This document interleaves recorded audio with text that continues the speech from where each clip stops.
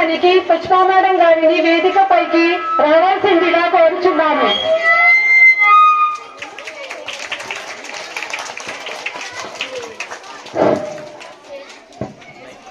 గౌరవనీయులైన ప్రధానోపాధ్యాయులు గారికి, ఉపాధ్యాయులందరికీ మరియు విద్యార్థులందరికీ ముందుగా 79వ స్వతంత్ర దినోత్సవ శుభాకాంక్షలు.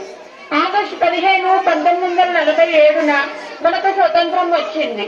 మనకు స్వేచ్ఛ లభించిన రోజు, బ్రిటిష్ పాలన నుంచి విముక్తి లభించిన రోజు. బ్రిటిష్ వాళ్ళు మన దేశాన్ని సుమారు 200 సంవత్సరాలు పరిపాలించారు. వ్యాపారం పేరుతో మన దేశానికి వచ్చి మనల్ని బానిసలుగా చేసుకొని మనపై పెత్తనం చెలాయించారు. బ్రిటిష్ పాలన నుండి మనకు విముక్తి చేయడం కోసం ఎంతో మంది కృషి చేశారు.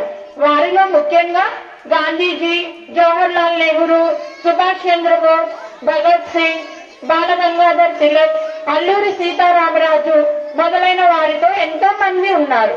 వీరి ప్రాణాలు పణంగా పెట్టి స్వతంత్రం తీసుకువచ్చారు.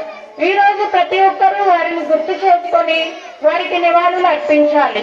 నేటి బాలలే రేపటి పౌరులు కాబట్టి స్వతంత్రం వచ్చిందని సంబరపడడం కాకుండా దేశాభివృద్ధికి మన వంతు సేవ చేయాలని కోరుతూ ఈ అవకాశం ఇచ్చిన ప్రధానోపాధ్యాయులు గారికి కృతజ్ఞతలు. అందరికీ మరొకసారి స్వతంత్ర దినోత్సవ శుభాకాంక్షలు. జై Hind. Thank you ma'am for giving all.